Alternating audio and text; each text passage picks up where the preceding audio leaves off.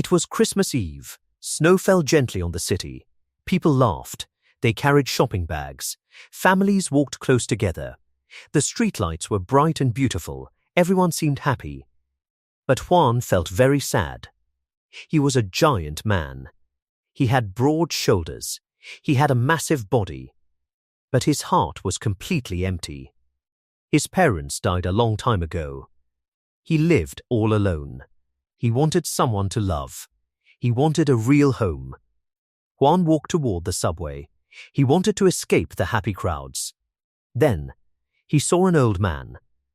The old man wore a dirty Santa suit. He sat on the cold, icy ground. He held a small cardboard sign. The sign said, "Tell Santa your wish." Juan felt sorry for the old man. He stopped walking. He bought a carton of milk. He took some money from his pocket. He placed them gently on the sign. "Merry Christmas," Juan said. Suddenly, the old man grabbed Juan's hand.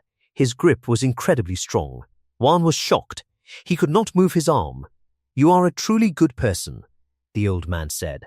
"I must reward you. Tell me your wish." Juan was a little scared. He tried to pull his hand away. But the old man held tight. The old man looked desperate. Juan gave up. He sighed. He decided to tell the truth. "I want a family," Juan said softly. "I want a home that will never leave me. I want a wife as gentle as a rabbit. I want a daughter as cute as a squirrel." The old man smiled. It was a creepy smile. His eyes turned a glowing, scary red. "It is done," the old man whispered. "A pure wife and a sweet daughter are yours." Juan finally yanked his hand away. He ran into the subway station. He thought the old man was just crazy. Juan got on the empty train. He sat down. He closed his eyes. The train hummed quietly. Juan fell into a deep sleep. Juan woke up. He felt a freezing chill. The train was gone. The city was gone. He looked around in panic. He was inside a rusty iron cage. He had no clothes on. Heavy metal chains locked his feet. A dead man sat next to him. The dead man wore dirty rags.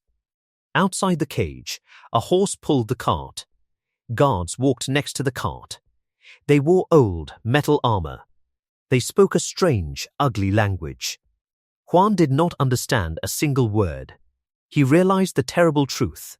He was not on Earth anymore. He was in a different world. He was a slave. Weeks passed slowly. The cart traveled far across the land. The weather was freezing. Juan was starving. The guards stopped at different villages. They sold slaves to the local people. People bought the strong and healthy slaves. But no one bought Juan. He looked too weak. He looked too broken. Juan lost all hope. He felt totally alone in this cruel place. Why should he keep living? This new world was pure hell. He looked at the dirty floor of the cage. He saw a rusty metal fork. Juan picked up the fork. He held it tight in his big hand. He decided to end his life. Death would stop the cold. Death would stop the pain. He pressed the sharp fork to his neck. He closed his eyes. He got ready to push. Then he heard a soft voice. He opened his eyes. A woman stood outside the iron bars. She was beautiful. She had a kind, warm smile. A little girl hid behind the woman's dress. The girl had big, cute eyes. She had messy blonde hair. She looked just like a small squirrel. The woman reached into the cage. Her hand shook with fear. She gave Juan a piece of crusty bread. Juan stared at them. He felt a warm spark in his cold heart. He dropped the fork. It hit the floor with a loud clang. The heavy wooden cart finally stopped in front of a small, cozy cabin hidden deep in a quiet forest. For Juan, everything changed the moment he stepped inside. It was nothing like his cold, rusty iron cage. The air was warm, smelling of burning wood and fresh food. At a simple wooden table sat a beautiful woman and a little girl with messy blonde hair. The soft light from the fireplace glowed on their faces as they ate. The little girl slurped her hot soup with so much joy that the whole room felt bright and happy. Juan stood quietly and watched them. The woman was as gentle as a rabbit, and the girl was as cute as a tiny squirrel. Suddenly, it all made sense. The crazy old Santa Claus he had met back in the city had not lied. The old man's promise was coming true. Juan's reward had finally begun. As they ate, Juan watched a beautiful moment unfold. The mother gently pushed her own bowl toward her daughter, claiming she wasn't hungry. But the little girl was smart. She knew they were both starving. She took her spoon and carefully poured exactly half of her soup back into her mother's bowl. A look of deep, pure love washed over the mother's tired face as they smiled and finished their meal together. However, this happy home held a dark and painful history. Just a few days earlier, their peace was shattered. The cruel village chief had kicked open their door. He told the terrified mother, Rigi, that the village leaders had made a decision. Her abusive husband had recently been killed by wild wolves. Now, a cart full of slaves had arrived, and she was forced to take one as her new husband. Rigi had felt like her world was ending. Her first husband had beaten her terribly. Her only light in the dark was 5-year-old Dorothy, her dead husband's daughter.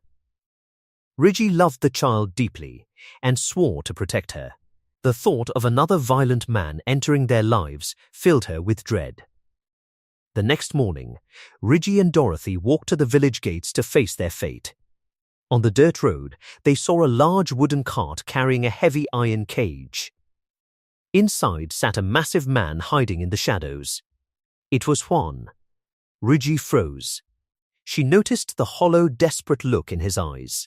He was holding a sharp metal fork to his own neck, ready to end his life. The mean village chief walked up and began insulting Rigi. Despite her fear, Rigi felt a deep pity for the desperate man in the cage. She knew what it felt like to want to die. Reaching into her basket, she bravely handed a piece of fresh bread through the cold iron bars. That small, warm act of kindness changed everything for Juan.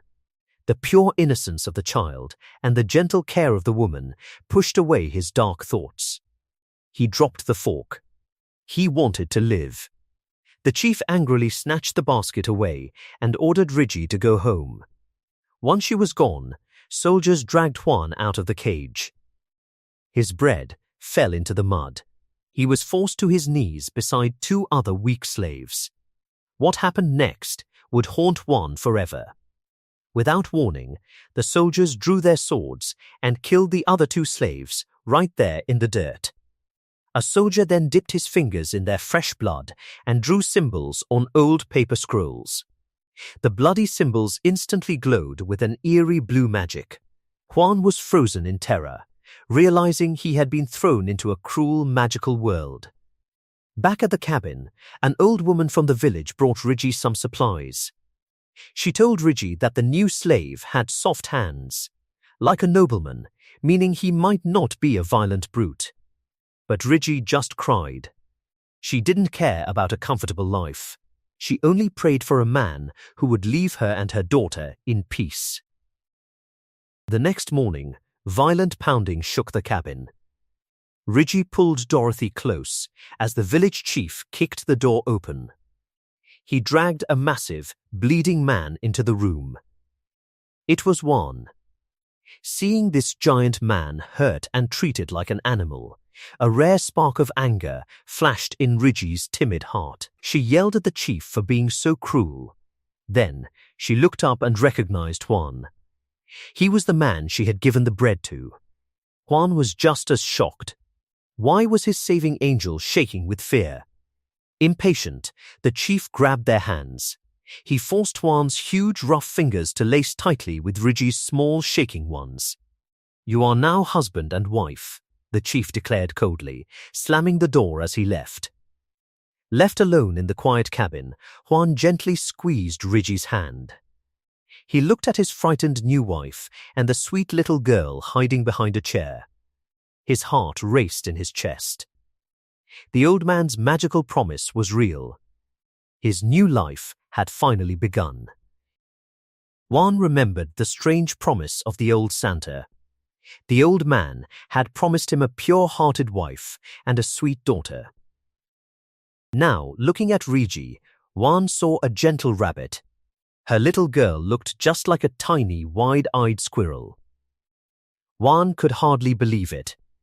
Had that crazy old man actually granted his wish? But reality quickly brought a wave of anger. Sending him to a cruel, alien world felt like a sick joke.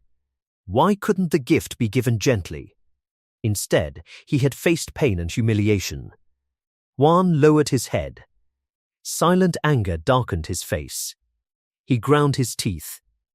If he ever saw that Santa again, he would make him pay. His intense fury rolled off him like a wild bear.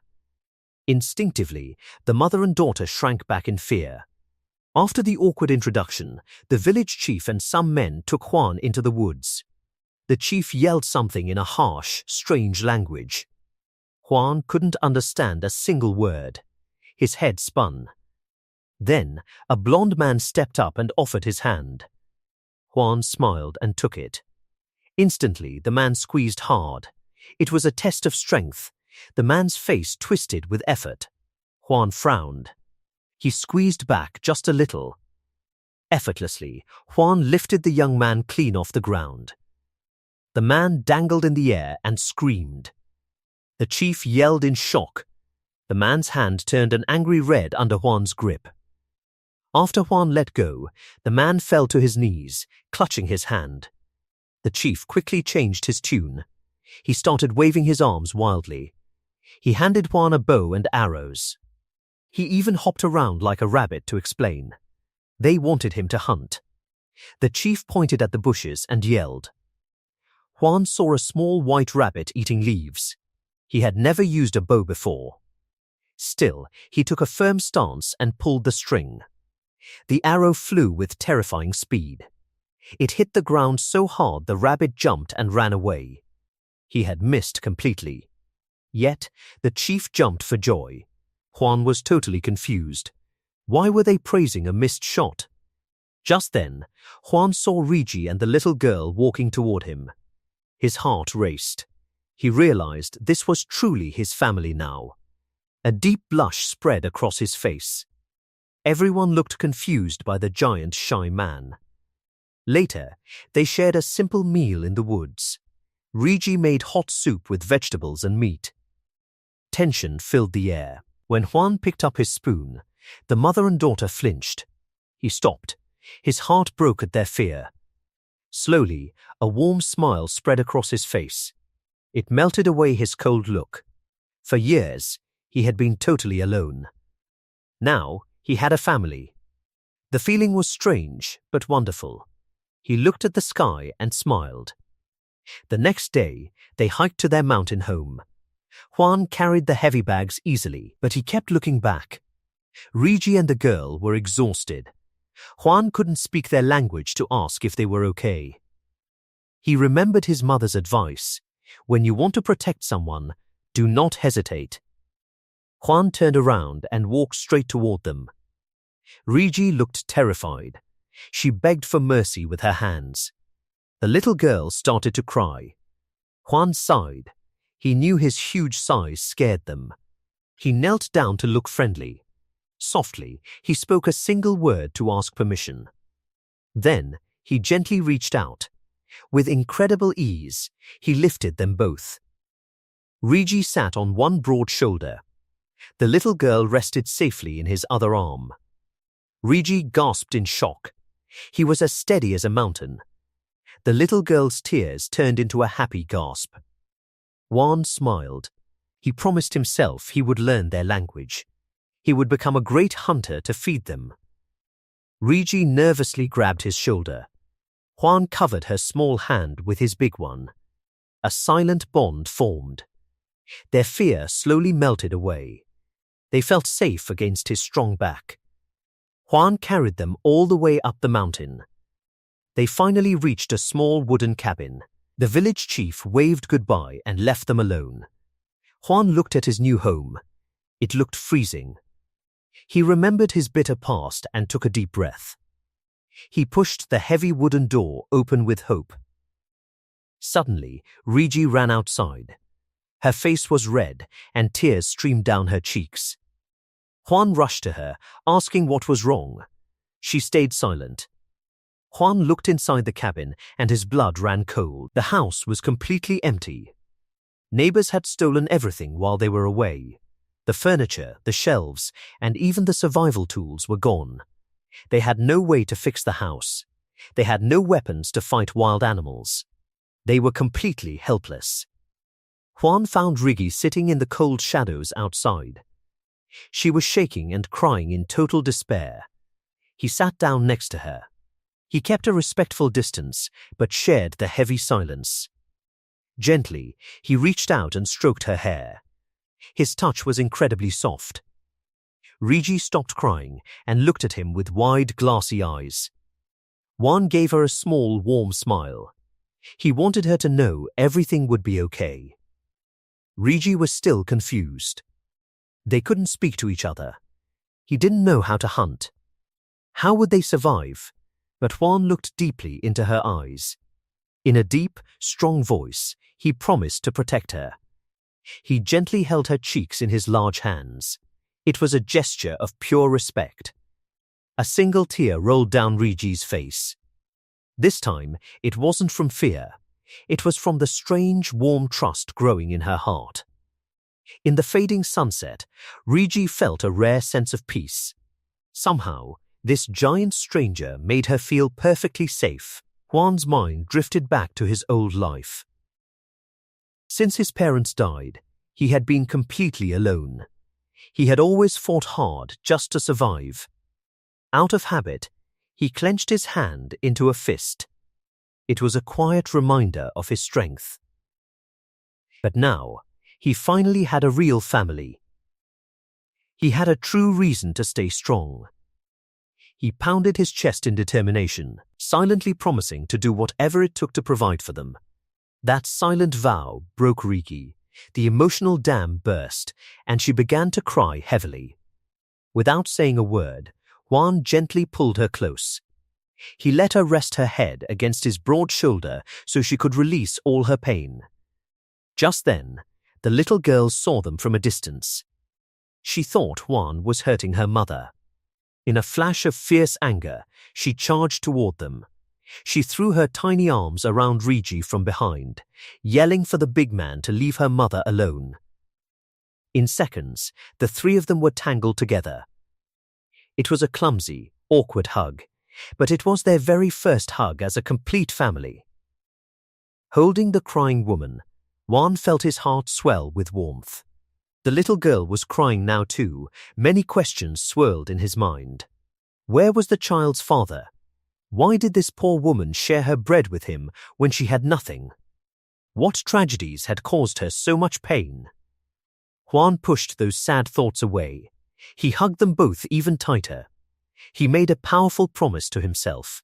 He would make them the happiest people on earth. He vowed to be the best husband and father. He wanted them to never regret letting him into their family. Soon, the sun went down. Long, dark shadows covered their small wooden cabin. When they went back inside, they sat on the floor across from each other. An awkward silence filled the empty room. Juan thought the hug would bring them closer, but they still felt like strangers. Rigi felt the same way. This giant man was a mystery to her. They had to figure out how to live together, but they didn't even know where to begin. Suddenly, Juan had an idea. He snapped his fingers and leaned forward.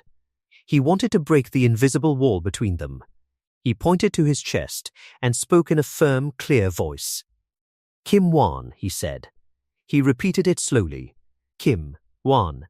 He hoped they could at least learn his name. It worked. Rigi looked up in surprise and softly repeated the sounds. Juan smiled and held out his hand, silently asking for her name. She paused, then whispered, "Ri." She took a deep breath and said it clearer. "Rigi, Rigi," Juan said with a huge smile. What a beautiful name. Next, Juan turned to the little girl. He smiled sweetly and asked her name. The child hid her face against her mother's side. Juan looked into her big, innocent eyes and realized something sad. Maybe she did not have a name at all. A wave of pity washed over him. Without hesitation, he gently stroked her messy hair. He decided to give her a beautiful name. Dorothy, he said. He thought of the brave girl from The Wizard of Oz. She was a hero who went on a great adventure, found loyal friends, and fought for happiness. The little girl tried to say the word, Zezugrati, she babbled. Juan laughed softly. He explained that the name would bring her many friends and lots of love. She didn't understand the words, but she understood his kind tone. Her face lit up with a huge smile. She tried again and said it perfectly. Dorothy, with their names shared, their new life truly began. Juan went outside to work. He swung his axe into the wood with powerful, steady chops to fix the house. From a safe distance, Rigi watched him. He was much bigger and stronger than her late husband. Yet, he was incredibly gentle with her. She had never met a man like him. She softly whispered his name to herself. Juan, she had no idea where he came from, but saying his name felt warm and sweet. In her entire life, Rigi had never been treated with such kindness. She wondered why this giant man was so good to her. Suddenly, Juan stopped chopping wood. He turned around, smiled, and called her name. In that moment, she noticed his dark hair and dark eyes. This reminded her of a famous rumor. People said a faraway country had summoned a legendary hero with jet black hair and jet black eyes. Could this kind man be the legendary hero? As Juan walked closer, Rigi felt shy and confused. She looked up at his tall, strong body. Her heart fluttered with a mix of fear and hope. When she looked closer, she realized his hair was not jet black. It was dark brown, just like his eyes. Rigi let out a quiet sigh of relief. He was not a magical hero. He was just a normal man who was unusually strong. But why did she feel so happy and peaceful? They had only met today. Her face turned red with shy confusion. Suddenly, Juan reached out. He gently placed his large hand on her head and stroked her hair. Rigi froze. In her painful past, a man's raised hand always meant she was going to be hit. But Juan's hand just brushed through her hair. It was so gentle and warm. Instead of wanting to hide, she felt safe. She secretly wished he would never stop petting her hair. Seeing her relax, Juan gently pulled her a tiny bit closer. His own face started to turn red. Rigi looked so peaceful. Without warning, Juan slowly leaned forward and gently pressed his lips against hers. It was a sudden, sweet kiss. Rigi opened her eyes wide in shock, but she did not pull away. In that short moment, all her worries disappeared. All she felt was the pure sweetness of their first kiss. Then, Juan pulled back very fast. He looked completely shocked by his own actions. His face turned bright red. He stammered, but no words came out. He was incredibly embarrassed. The silence between them felt very heavy. Needing an excuse to run away, Juan grabbed a wooden water bucket. He held the handle tightly. Without saying a word, he turned around and sprinted toward the stream. He left Rigi standing there all alone. Her face was burning hot, and her heart was beating fast. She just stood there, happily thinking about the kiss. Meanwhile, Juan walked by the dark stream. He scolded himself out loud for moving too fast. He paced nervously, reminding himself that they were still strangers who could not speak the same language. The more he thought about it, the more panicked he became. He walked around in a fog of worry. Lost in his thoughts, Juan walked deep into the dark woods.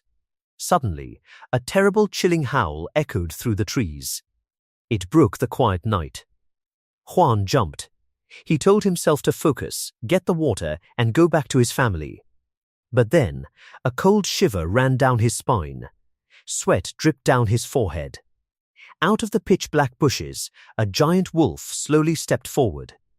Its eyes glowed like burning red coals. It blocked Juan's path completely. The beast growled deeply and showed its sharp, terrifying teeth. This was a true monster of the night. Juan took a slow step backward. He stood perfectly still, gripping the wooden bucket tightly. He tried to stay calm, knowing the deadly beast was about to attack. Juan did not run away. He slowly put the wooden bucket down. He grabbed a heavy fallen log. It was a terrible weapon, but it was all he had. He gripped the rough wood tightly. He stared right into the giant wolf's glowing red eyes. He was ready to fight for his life. The beast jumped at him with terrifying speed. Juan swung the log hard. He blocked the wolf's deadly bite. The crash shook his bones. The wolf was incredibly strong and completely wild. It pushed forward and threw Juan backward. Juan flew through the air and hit a tree hard. His vision blurred, and he saw stars. Pain shot through his entire back. But Juan refused to die here. He let out a loud, angry roar. He charged right back at the terrifying wolf. He wanted to grab the monster by its throat. He squeezed his eyes shut. He put all his anger and all his will to survive into his hands. He had a family now, and he was not going to leave them. Suddenly, his arm began to burn. It felt like strange, hot energy was rushing through his veins. A sharp sound echoed in the dark woods. A bright golden light burst from his hand. Actual fire exploded from his palm. The wolf growled in fear. The magical flames wrapped around the giant beast. Juan was completely shocked, but he didn't stop fighting. He jumped onto the wolf's back. He pushed all of this new wild energy into his burning fist. He punched the beast as hard as he could. The fiery strike lit up the dark forest. The wolf collapsed immediately. It was dead in an instant. Even after the wolf stopped moving, Juan kept punching the air. His heart hammered in his chest. His body was running on pure adrenaline. Finally, he stopped. He fell onto the soft grass, breathing heavily. He looked at his hands in pure disbelief. He knew they had just been on fire. Yet, his skin was perfectly fine. His clothes were not burned at all. It was a complete mystery. Juan sat there, totally amazed. He had just used real magic. He remembered reading comic books and stories back home. In those stories, people who traveled to new worlds often got superpowers. Maybe he was like a hero in those stories now. He felt a sudden burst of hope. He pointed his hand at the dark sky. Fire, he yelled. Nothing happened. Only the cold wind blew through the trees. He tried again.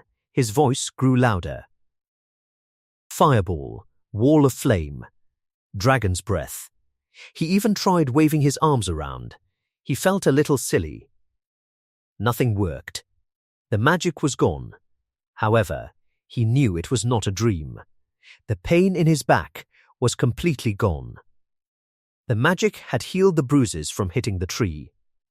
Juan looked up at the bright stars and smiled. If he could learn to control this fire magic, he could easily protect Reggie and Dorothy. He could hunt big animals to feed them. He could even heal them if they got sick. This power was an absolute miracle. Sitting in the quiet woods, old memories suddenly washed over him. After his parents died, only his grandfather had loved him. But then, his grandfather died in a sudden accident. Juan was left all alone with cruel relatives. He remembered his grandfather's funeral perfectly. An angry uncle had hit him hard. The uncle called Juan a curse. He screamed that Juan was the reason his parents and grandfather were dead. From that day on, everyone treated Juan like a monster. He was just a lonely high school student, but they hated him. Juan shook his head. He pushed those dark ghosts away. He was not a curse. He picked up the heavy dead wolf and put it on his broad shoulders. He remembered watching his grandfather prepare chickens on the old farm. If his grandfather could see him now, he would be so proud. Juan started walking back to the cabin. He just needed to figure out how to wake up his magic again. Back inside the warm cabin, Rigi and Dorothy were making dinner. Dorothy happily handed a wooden bowl to her mother. Rigi smiled and thanked her. Dorothy beamed. Her smile was as bright as the morning sun. She skipped around the glowing fireplace, feeling safe and happy. Then she heard a strange sound outside. Dorothy stood on her tiptoes. She looked out the dark window. Suddenly, a giant, scary wolf face appeared in the glass. Dorothy let out a terrifying scream. She fell backward onto the floor. Rigi's heart dropped. She yelled for her daughter. Rigi didn't freeze in fear. She grabbed a dull kitchen knife. It was her only weapon, but she didn't care. She ran to the door, pushing Dorothy behind her legs. She threw the heavy door open, ready to fight the monster for her child. The sight outside made Rigi freeze.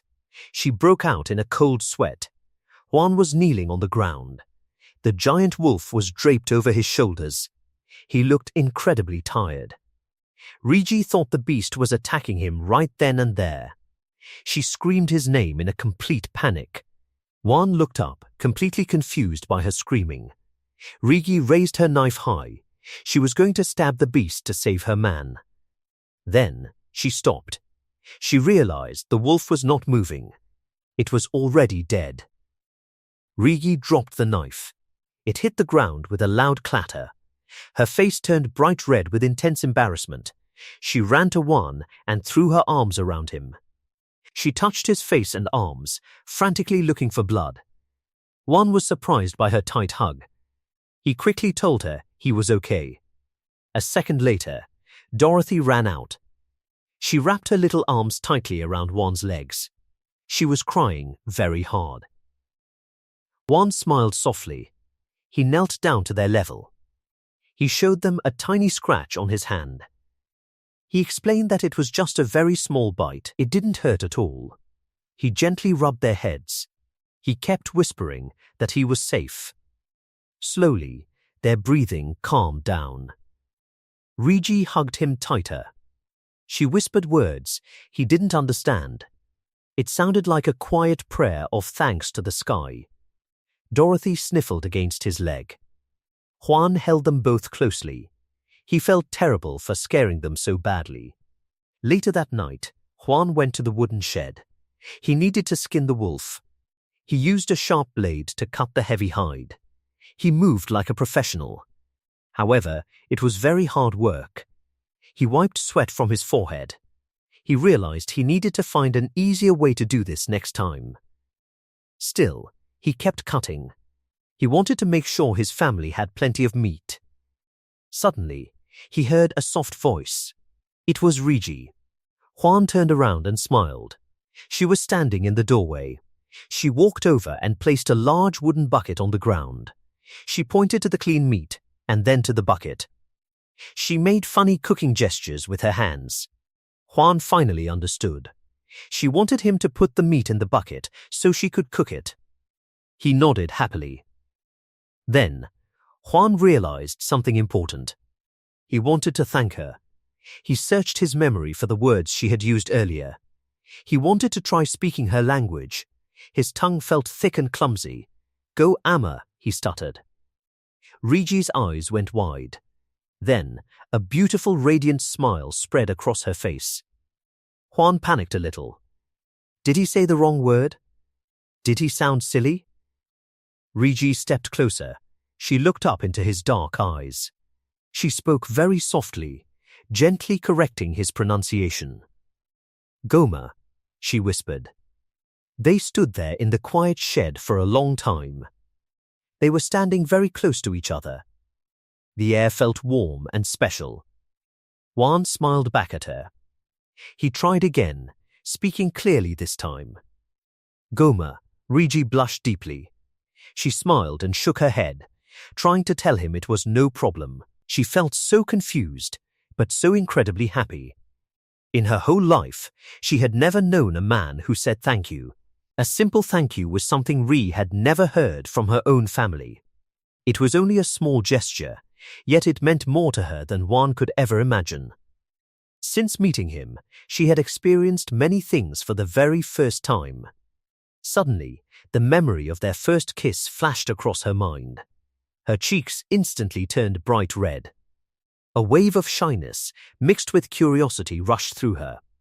She quickly turned away and hurried off, trying to hide her embarrassment.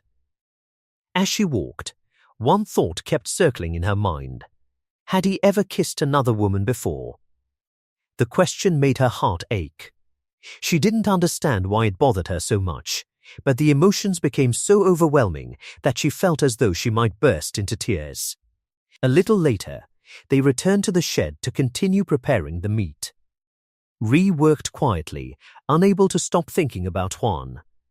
In her village, processing meat was usually considered a woman's responsibility. Yet Hwan handled the work naturally, as though it had never mattered to him whether a task belonged to a man or a woman. Why was he so different?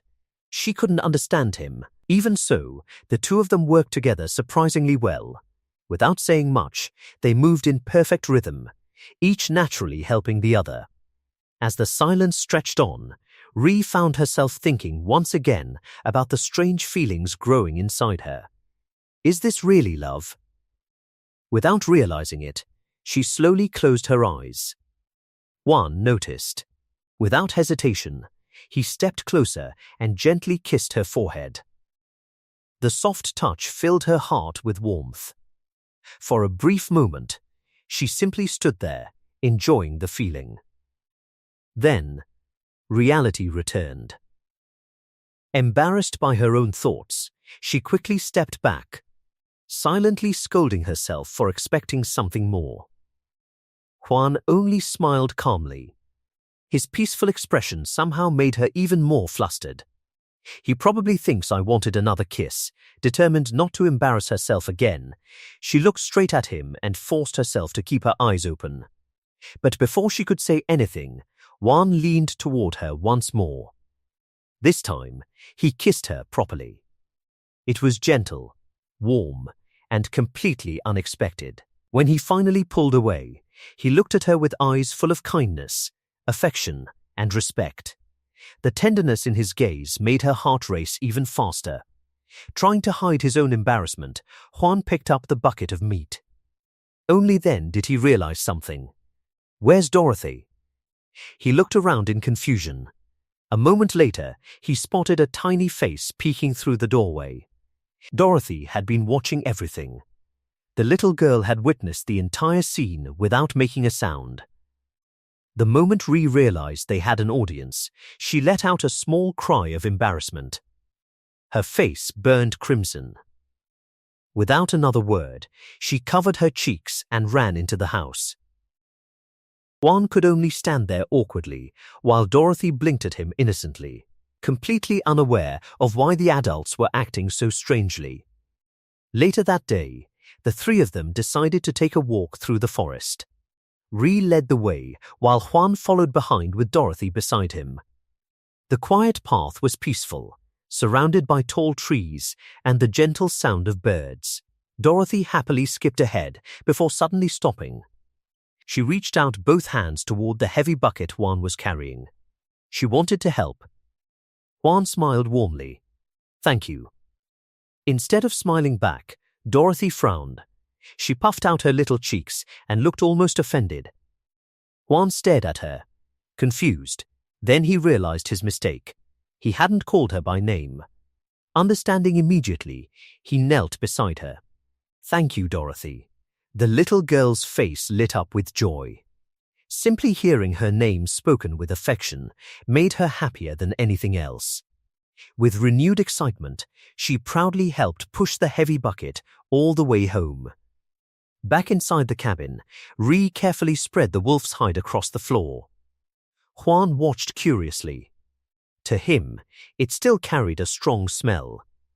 He couldn't understand why anyone would want to keep it inside the house. But as he watched Ri gently run her fingers across the soft fur, he realized it meant far more than a hunting trophy. To her, it represented safety. It reminded her of the day he had protected both her and Dorothy. Seeing how much she treasured it filled Juan with quiet satisfaction. Dorothy sat beside her mother and curiously touched the fur. Then she picked up a smooth little stone from the floor. Pretending it was a comb, she carefully brushed the wolf's fur as though grooming a pet. The innocent gesture made Ri smile. Juan smiled too. Watching the two of them together filled the small cabin with a warmth he had never known before. Not long afterward, Ri stepped outside to prepare dinner. She carefully laid fresh pieces of meat in the open air so they could dry properly. Juan watched every step with great interest. So this is how food is preserved in this world. He memorized everything she did. If he wanted to survive here, he needed to learn these skills himself. He also noticed how pleased Ri looked when she found the animal fat he had saved earlier. Apparently, keeping it had been the right decision. That small success made him smile. Still, he understood how little he actually knew. This world was completely unfamiliar. He didn't know what people valued. He didn't know how trading worked. He didn't even understand which everyday skills were considered essential. If he wanted to protect his new family, he had to learn as quickly as possible. With that thought, he stood up. He had rested long enough. It was time to get back to work. Ri immediately noticed. She hurried over and gently stopped him. Her face was filled with concern. She motioned for him to sit down and continue resting. Juan smiled reassuringly. He slowly shook his head and placed a comforting hand on her shoulder. "I'm all right." His smile told her that his body had recovered and that she didn't need to worry. Ri hesitated for a moment. Finally, she sighed and nodded. Although she was still worried, she stepped aside and allowed him to go. Juan picked up his axe and walked toward the forest. He wanted to gather more firewood while also becoming familiar with the trees around him. He had heard that oak made excellent firewood, although he still wasn't sure how to recognize one. After searching for a while, he found a tree that looked suitable enough for practice. He tightened his grip on the axe. Taking a deep breath, he swung with all his strength. Thud. The blow was incredibly powerful. Unfortunately, he had used far too much force. The axe slipped from his hands and shot through the air, spinning wildly before disappearing into the trees. Juan froze. Seriously? He stared at the empty space where his axe had been, then covered his face with one hand. "I can't believe I just did that." After several minutes of searching through bushes and fallen leaves, he finally found the axe. Shaking his head, he laughed at his own mistake before getting back to work. By the time the sun began to sink, he had gathered a large pile of firewood. He loaded everything into a heavy basket, lifted it onto his back, and happily made his way home. As soon as he stepped inside the cabin, he noticed that both Ri and Dorothy were waiting for him. The worried expressions on their faces disappeared the moment they saw him. Before Juan could even greet them, Rai hurried over, grabbed his hand, and gently pulled him inside. She sat him down without saying a word. Juan blinked in confusion. Then she carefully took his rough hands into hers. Using a damp cloth, she slowly wiped away the dirt, dust, and sweat that covered them.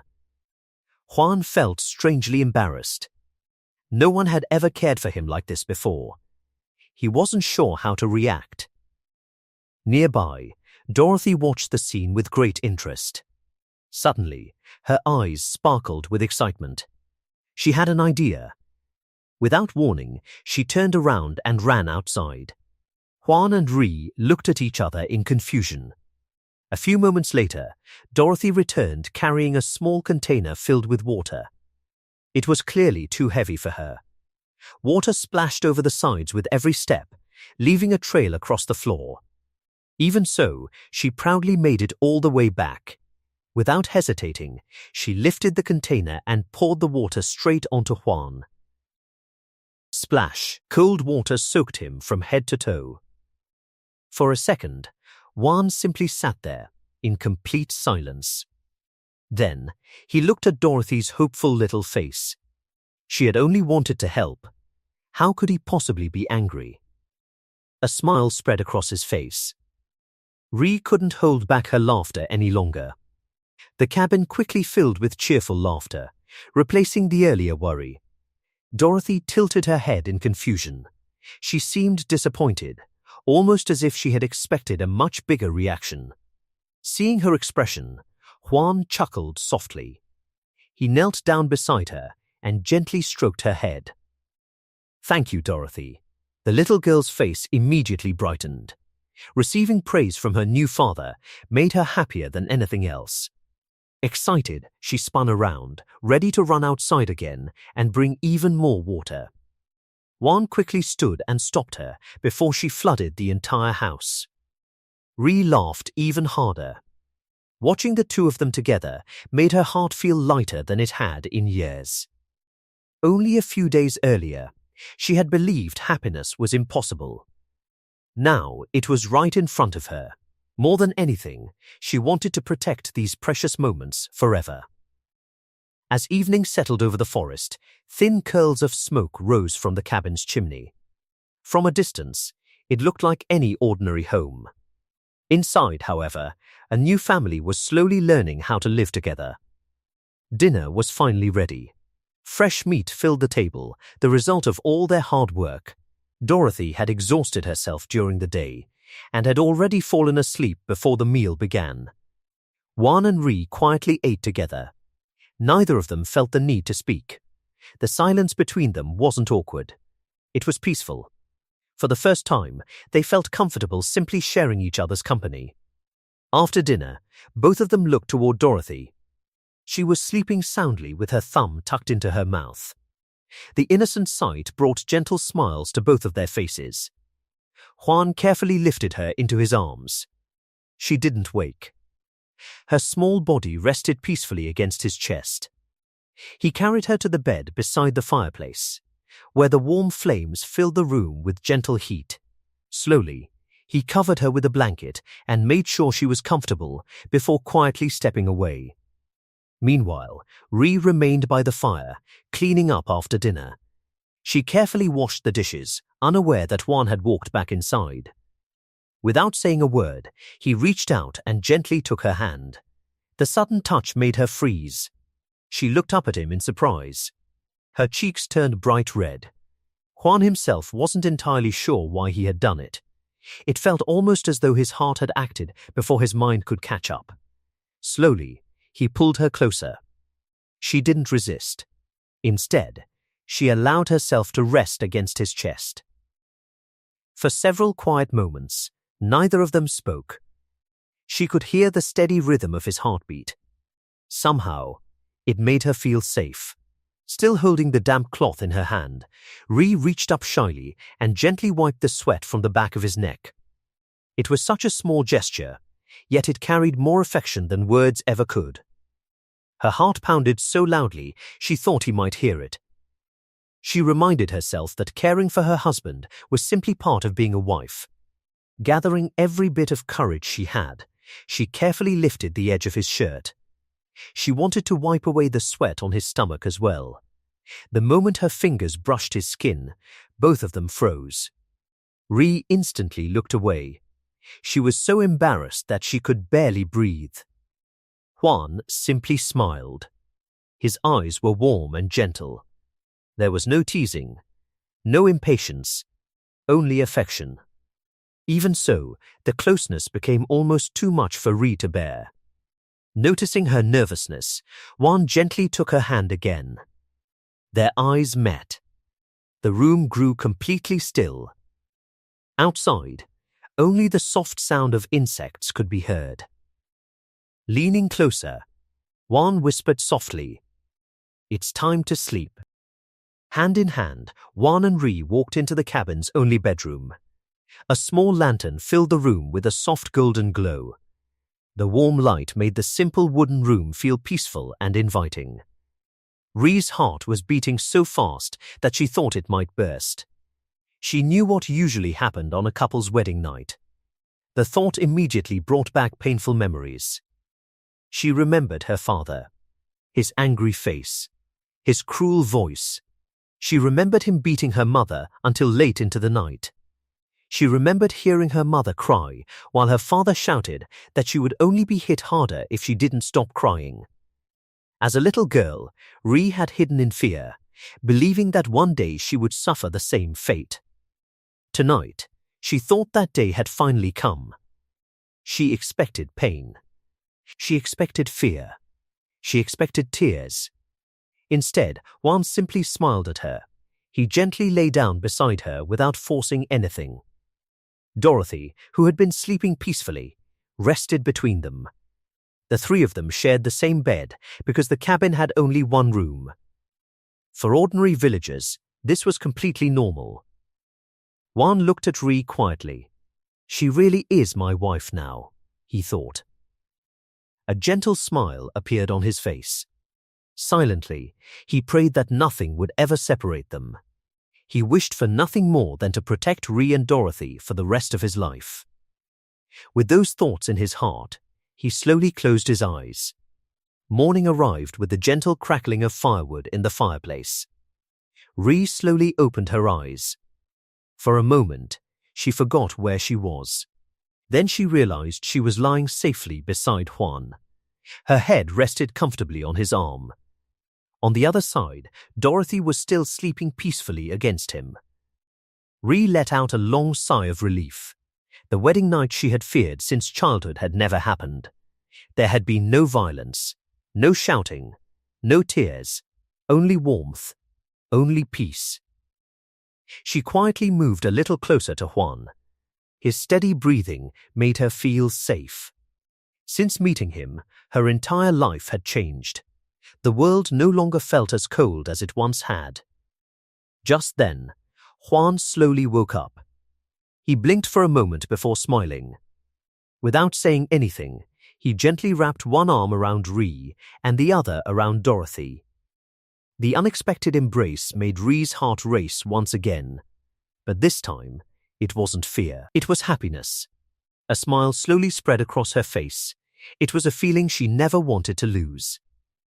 After making sure Dorothy was still asleep, Juan carefully slipped out of bed. He gently brushed the little girl's cheek with the back of his fingers before quietly stepping outside. Fresh morning air greeted him. Ree was already working. She was carrying a heavy bucket filled with water.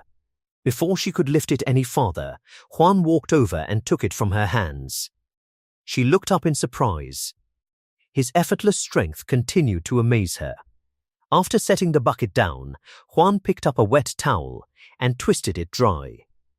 Water poured onto the ground as though someone had squeezed it with incredible force. Ree watched with wide eyes. His strength still seemed unbelievable. Juan noticed her staring. He smiled. "Good morning, honey." The word caught her completely by surprise. Honey? Her cheeks instantly turned bright red. She lowered her head. Was it a special title? Or was it an affectionate nickname? Juan scratched the back of his head awkwardly. Maybe he had embarrassed her.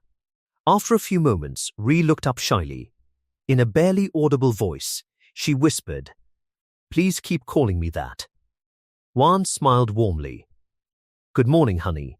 Ree immediately covered her face with both hands. She was far too embarrassed to look at him. Finding her reaction adorable, Juan gently turned her toward him. "Honey, look at me." Her face only became redder. Just then, Dorothy slowly rubbed her sleepy eyes. She had been dreaming about an enormous roasted chicken leg. Still half asleep, she climbed out of bed. A little trail of drool remained at the corner of her mouth. She took one step, then another, before suddenly losing her balance and falling onto the floor. Juan and Ree hurried toward her at once. "Dorothy." The little girl blinked once before happily wrapping her arms around both of their legs. Apparently, she wasn't hurt at all. She simply wanted a hug. Juan laughed with relief. Ree gently patted Dorothy's head. Moments later, Dorothy noticed the fresh meat stacked inside the cabin. Her sleepy eyes suddenly sparkled. To her, it didn't matter whether the meat came from a wolf, a deer, or any other animal. Meat was meat. She pointed excitedly. Meat. Juan laughed. Yes, meat. Dorothy happily repeated the word over and over while bouncing in place. Meat. Meat. Watching her excitement made both Juan and Ree burst into laughter. Seeing how much she loved food, Juan silently made himself another promise. I'll become the best hunter I can. I'll never let my family go hungry. After breakfast, Juan picked up his sharpened axe. The blade gleamed brightly beneath the morning sun. This time, he walked into the forest with much more confidence. Each day he felt himself becoming stronger. But as he ventured deeper into the woods, the atmosphere slowly changed. The cheerful sounds of birds disappeared. The air became strangely heavy. Even breathing felt slightly more difficult. Juan instinctively tightened his grip on the axe. His eyes carefully scanned the trees. Something feels wrong. He wondered what kind of monster might appear this time. Then, crunch, the sound of footsteps echoed behind him. Juan spun around immediately, raising his axe. Instead of a wild beast, he found an old man. The stranger wore a heavy hooded cloak that covered most of his body. For a moment he seemed completely unaware of Juan's presence. Then he slowly turned. His face was old and weathered. Deep wrinkles covered his skin. But his eyes remained incredibly sharp. They were as cold as a hunter's knife. Juan remained completely still. Who is this man? And why is he alone this deep inside the forest? The mysterious old man quietly looked back at him. Neither of them spoke. The forest fell completely silent. Only the wind moved through the trees. The old man stood alone in the forest, studying the bloodstains scattered across the ground. He slowly crouched and touched the dried blood with his fingers before examining the surrounding tracks. There are traces of a large beast here, he murmured. The footprints were deep and easy to follow. Whatever creature had been here was enormous. As he walked farther along the trail, his expression gradually changed. He had secretly observed Juan for several days. From what he had seen, the young man barely knew how to use a weapon. His movements were clumsy, and he showed none of the habits of an experienced hunter. Yet the evidence before him told a completely different story. More blood stained the forest floor. The trail continued for quite some distance before ending abruptly. The old man's eyes narrowed. Impossible, even a skilled hunter would struggle to bring down such a massive beast alone. And yet, someone had done exactly that. I need to see him for myself. Without wasting another moment, he followed the trail toward Juan. Back in the present, the two men stood face to face in silence. The old hunter's attention immediately fell on Juan's hands. Several bite marks were clearly visible. He studied them carefully. Those are wolf bites. His mind raced. The wounds should have become infected. The muscles should have been torn apart. Someone injured that badly shouldn't even be able to move normally. Yet Juan stood before him without the slightest sign of pain. The old man's expression slowly changed. There's only one possible explanation. Could he be a mage? Real mages were incredibly rare. Most ordinary people never met one during their entire lives. If Juan truly possessed magical healing, everything could change. A slow smile spread beneath the old man's hood. Not a friendly smile. A hopeful one. He whispered quietly, perhaps this is finally my chance. His eyes filled with a hatred that had been buried for decades. A chance for revenge. Juan, meanwhile, couldn't shake the uneasy feeling in his chest. The old man hadn't introduced himself. He simply continued staring. Finally, he began to speak. "I'm an old fool now," he said calmly. "But I wasn't always like this. There was a time when I was young." His eyes drifted toward the distant mountains. "I dreamed of becoming a respected forest keeper. In those days, anyone who managed a noble's forests first had to serve in war. If they earned enough merit, they could become one of the Lord's trusted retainers." A faint smile crossed his weathered face. "I left my father behind. I traveled from village to village. I wanted to become an independent hunter. Eventually, I found work as the keeper of a beautiful mountain. The forests were rich. Game was plentiful. It seemed like the perfect life." His smile slowly disappeared. But there was one problem. There wasn't enough firewood.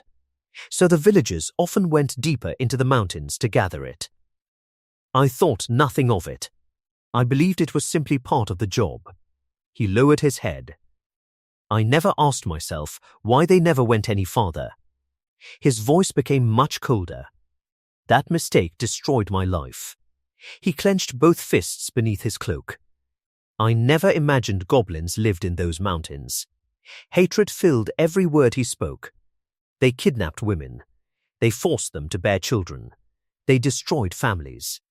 Only now did Juan understand why the old man's eyes carried so much pain. The villagers already knew. They kept it secret. They let me walk straight into danger. I survived. But everything else was taken from me. Silence filled the forest. The old hunter slowly looked back at Juan. "For decades, I stayed alive for one reason. Revenge." His voice barely rose above a whisper. "I've waited all these years for someone strong enough to finish what I couldn't." Inside his own mind, the old man continued thinking. "This giant possesses unbelievable strength. His body heals faster than any ordinary human. He's exactly what I need." The goblins still hid deep within the mountains. Sooner or later, they would attack the village again. Before that happened, Juan needed to become strong enough to destroy them. But first, he must never discover where the goblin nest is. Not until our agreement is complete. Once he's committed, he won't be able to walk away. Juan politely bowed his head. The old hunter immediately noticed something. Even while bowing, Juan kept most of his weight on his back foot. He hadn't lowered his guard. The old man smiled to himself. "Interesting. He's far more cautious than he appears." Looking directly into Juan's eyes, he finally spoke. "From today onward, I'll teach you everything I know. You'll become a true hunter." Juan blinked in surprise. The offer came completely out of nowhere. He didn't understand why this stranger wanted to help him. Still, learning how to survive in this world was exactly what he needed. Before he could ask another question, the scene shifted to the following morning. Juan slowly opened his eyes. "It feels like I only just fell asleep, and it's already morning." Inside the cabin, Ree and Dorothy were grilling meat over the fire. The smell of breakfast filled the room. Juan quietly got dressed and prepared to leave. As he passed the window, he noticed the hooded old man waiting outside. Juan frowned slightly. I'd rather not invite him inside. When he wasn't home, only Ree and Dorothy remained in the cabin. He had no intention of letting a stranger become comfortable entering their home. Outside, the old man stood patiently with a faint smile. For some reason, the smile looked incredibly suspicious. Juan almost laughed. That expression, it reminds me of an HR manager smiling during salary negotiations. Even so, he could tell the old man was trying, in his own awkward way, to behave politely. Just then, Ree called his name. She had prepared a small lunch for him. Carefully wrapping the food in cloth, she placed it into his hands. "You'll be gone all day. Please make sure you eat." Juan smiled warmly. Watching her prepare a lunch for him filled his heart with a strange happiness. She's acting just like a caring wife. Nearby, Dorothy hurried toward the door. She didn't want him to leave without saying goodbye. Ri looked at him with worried eyes. Please, come back safely. Juan nodded. I will. Dorothy quickly hugged his leg. Papa, come back safely too. Juan gently patted her head. I promise. Watching the smiles on both their faces, he felt a warmth he had never known before. Having people waiting for me, it really is wonderful. The old hunter led him deep into the mountains. They walked for a very long time. Eventually, Juan couldn't help asking himself, what exactly is he trying to show me? Finally, the old man stopped. Without saying much, he pointed toward the ground. Juan looked down in confusion. The old hunter demonstrated something with his boots, leaving fresh marks in the soil. Juan carefully compared them with the older tracks already on the ground. His eyes widened slightly. The footprints, they're different. The old hunter nodded. For the first time, Juan realized that the forest itself could tell stories. And that was where his true training as a hunter would begin. Juan watched the old man very closely. He stared at every step the old man took. Is that a special way of walking? Juan wondered in amazement. Is it a heavy stomp or a magic step? Whatever it is, I need to learn it. I must copy his exact movements. With that thought in mind, Juan started to imitate the old man right away. Step by step, he copied him as carefully as he could. The old man just kept walking calmly. Sometimes, he glanced back to check on Juan's progress as they moved deeper into the dark mountains. Later, Juan realized the old man was teaching him the secret mountain paths. The training was much harder than Juan expected. The old man made Juan touch the bark of different trees. This helped Juan feel the unique shape and atmosphere of every mountain slope. Sometimes, the old man made him stand completely still. Juan had to feel the ground under his feet over and over again. He did this until he completely memorized the terrain. The training was tough and repetitive. But slowly, Juan began to truly understand the mountains. After a long time, they finally stopped to rest. Juan sat down on a rock, breathing heavily. The old man quietly opened his bag. Juan's eyes lit up immediately. I finally get to eat the lunch Riji worked so hard to make, he thought excitedly. He quickly opened his own bag and pulled out the lunchbox. A delicious smell filled the air. Juan smiled brightly. It smells amazing, he said happily. But the old man suddenly looked very serious. Do not open your lunch here, he ordered in his strange language. Juan looked at him in total confusion. The old man explained, cooked human food smells very different from the wild mountains. If that smell spreads, dangerous beasts will come straight for us. Hearing this, Juan quickly closed the box. He held it carefully in his big hands. A sad, bitter smile appeared on his face. Riji woke up so early to make this for me, he whispered. I really hope this won't be the first and last time I get to eat it. Juan sat there quietly, holding the box tightly. His heart felt heavy with love and sadness. I feel like I am going to cry, he muttered softly. Soon the old man led Juan to a hidden cabin deep in the woods. The place was very simple and completely isolated. Juan looked around with curious eyes. So, this is where you live? He asked softly. The old man did not answer. Instead, he went inside and came back holding some weapons. Juan stared at one of the bows in confusion. That bow looks very strange, he thought. The bows from my world look completely different. How do you even shoot that? The design was huge and intimidating. The old man handed the massive bow to Juan. Take this and follow me, he said calmly. As soon as Juan grabbed it, his arm dropped from the heavy weight. His eyes went wide. Can I really use this? He worried. It takes so much strength just to lift it. Meanwhile, the old man held his own heavy bow with perfect ease. Juan watched in absolute amazement. He moved so smoothly, Juan thought. It looks like time has stopped. He uses no extra force at all. The old man's motions were perfectly natural. The bow looked like a part of his own body. Then, the old man let go of the string. The arrow flew at terrifying speed. It hit the dead center of the target perfectly. Huan was speechless. His eyes were full of shock and deep respect. He slowly gripped his own bow. He tried hard to copy the old man's exact posture. As Huan aimed, the old man stepped close. He gently corrected Huan's stance. The old man was completely steady. His hands did not shake at all. How is he not shaking? Huan wondered. Huan was struggling just to hold the bow up. He gripped the wood tighter and focused his mind. I must focus, he told himself seriously.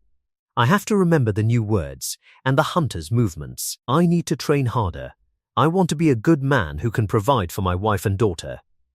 His determination grew fiercely. Every lesson mattered now. It was not just for his survival. It was for his new family waiting at home. Back at the small house, Rigi and little Dorothy sat together by the warm fireplace.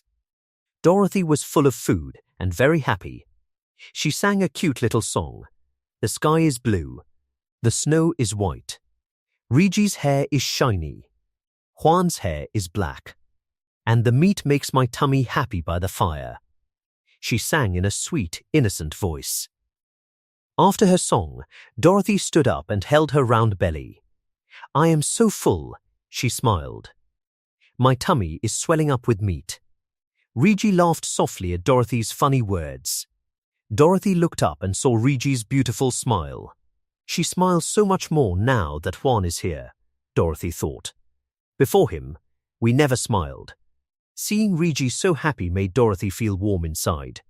Her laugh feels like the warm fire, she thought. I hope my food digests fast so I can eat more meat. But then, Dorothy grew quiet. A dark feeling of uncertainty entered her small heart. She thought deeply about Huan. Who exactly is Huan? She wondered. Rigi says he is her husband. But what is he to me? Her innocent thoughts turned into sad anxiety. Huan and Rigi are not my real parents. Will they leave me behind, just like my real dad did?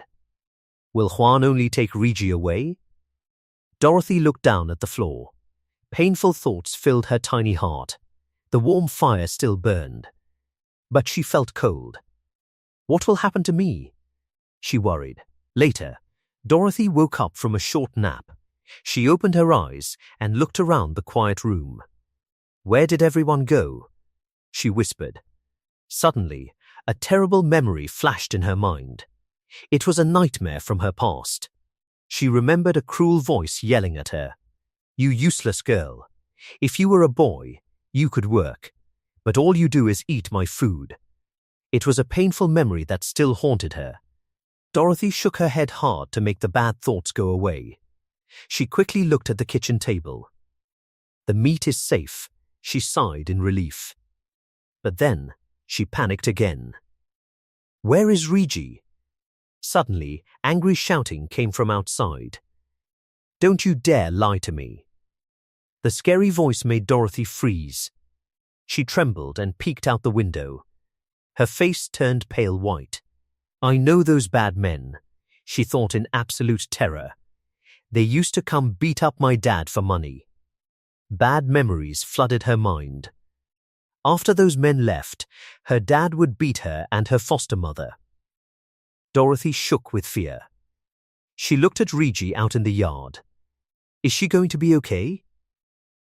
Dorothy cried silently. Will they beat her half to death? 2. Outside, a cruel man with yellow hair grabbed Rigi tightly by her hair. Answer me, he screamed. What is that smell? You stole our meat, didn't you? Rigi shook her head, ignoring the sharp pain. No, I did not steal it. My husband hunted it, she cried. The yellow-haired man yelled in her face. What a lie. You think hunting is easy? A man with red hair spoke up coldly. Let's check inside the cabin. Let's see what she is hiding. Rigi panicked. No, please. My husband really hunted it. I am not lying. She begged desperately. The bad men did not care. They threw Rigi roughly onto the hard dirt. Then, they forcefully entered the house. As soon as they stepped inside, their greedy eyes saw the giant wolf skin. "It is huge." The yellow-haired man gasped in shock, his face filled with greed. "We can sell this for so much money." We struck gold. He turned to the other men. "Search the whole place. Do not miss anything." One man looked around and shouted happily, "Hey, I found fresh meat." Under the bed, little Dorothy hid in the dark. She was shaking uncontrollably, trying not to make a single sound. One of the men looked at the wolf skin again. "Did that giant bastard actually hunt a wolf?" He whispered in disbelief. Right at that exact moment, Rigi rushed into the house. She screamed desperately at them. "No. Do not touch that. That belongs to us." Their leader, a man with messy yellow hair, looked at Rigi with a mocking smile. "Look at her now," he sneered. "Not long ago, she wouldn't even dare look us in the eye." The others laughed. One of them, Koparson, suddenly shoved Rigi with all his strength. She lost her balance and crashed onto the wooden floor. More laughter echoed through the cabin. "She's acting brave now that she has a husband," another man mocked. "She thinks someone can protect her." Rigi slowly tried to get up, her hands shaking. As she lifted her head, her eyes briefly moved toward the space beneath the bed. Hidden in the darkness was little Dorothy. For a split second, panic flashed across Rigi's face. If these men found the child, they would never leave her alone. She quickly looked away, pretending she hadn't seen anything. She couldn't let them notice where Dorothy was hiding. Under the bed, Dorothy pressed both hands over her mouth to stop herself from making a sound. Her tiny body trembled with fear. She closed her eyes tightly, praying the men would leave without finding her. The yellow-haired man continued laughing. "Do you really think your life has changed?" he asked Rigi. "Do you think your new husband can save you?" One of the men hesitated. "What if the mountain guardian finds out?" The leader waved the concern away. "He doesn't understand our language. As long as nobody tells him, we're safe." The group laughed again. They knew the guardian was important to the village, but greed and cruelty mattered more to them than common sense. Finally, the leader grabbed Rigi's arm and pulled her toward the door. "We're taking her to the forest," he ordered. "The rest of you search the house." Rigi fought desperately. She pulled back, trying to stay inside the cabin near Dorothy. The man leaned close, his eyes cold and threatening. "If you tell your husband," he whispered, "we'll return tonight and burn this cabin to the ground. Everything you own will disappear." The threat froze her. She stopped struggling. The men dragged her into the forest while Dorothy remained hidden inside, listening to every step until the voices faded. The cabin became painfully quiet. After several moments, Dorothy slowly crawled out from beneath the bed. Tears streamed down her face as fear overwhelmed her. What if Rigi never comes back? She thought. She wanted to scream, but she covered her mouth instead. What if the men were still outside? Curled into a tiny ball on the floor, she cried softly. "Juan," she whispered between sobs, "please come home." Not far away, Juan was walking back after a long day's work. His body was exhausted, and all he wanted was to return home to his family. An elderly villager stopped him to thank him for helping the community. Juan smiled politely. Then, everything changed. A faint sound reached his ears. It was Dorothy crying. His face instantly hardened. Dorothy only cried like that when something was terribly wrong. Without another word, Juan sprinted toward the cabin. He moved through the forest with incredible speed, his heart pounding as fear filled his mind. When he reached the forest clearing, he immediately understood what had happened. Rigi was surrounded by the men. Juan didn't hesitate. His fist slammed into the red-haired man, knocking him unconscious with a single punch. Before the others could react, Juan drove his knee into another attacker wearing a wolf hide, sending him crashing to the ground. Then his eyes settled on the yellow-haired leader. Juan grabbed him around the waist and threw him violently onto the ground. His anger exploded. Punch after punch landed as months of frustration poured out. He wasn't fighting for revenge alone. He was protecting the people he loved. Deep inside, Juan hated how cruel people could become. He understood that if evil was allowed to continue unchecked, it would only grow stronger. He wanted these men to remember this day forever. When he finally stepped back, silence filled the forest. A dark determination surrounded him so strongly that everyone nearby froze. No one dared move. The yellow-haired man spotted a chance when Juan briefly turned away. He grabbed a weapon and charged from behind. But Juan was faster. He caught the attack before it landed. This time, there was no kindness left in his eyes. He was ready to end the fight permanently. Stop! An old man's voice echoed through the forest. The village elder hurried between them. "Look at your daughter," he shouted. "She's terrified." Juan turned. Standing nearby was Dorothy. She was crying uncontrollably, her small body shaking with fear. The sight instantly broke through his anger. The darkness in his eyes disappeared. His expression softened as he looked at the frightened little girl. Rigi watched everything in silence. She had always known Juan as a gentle, quiet man. She had never imagined he could become so frightening when protecting his family.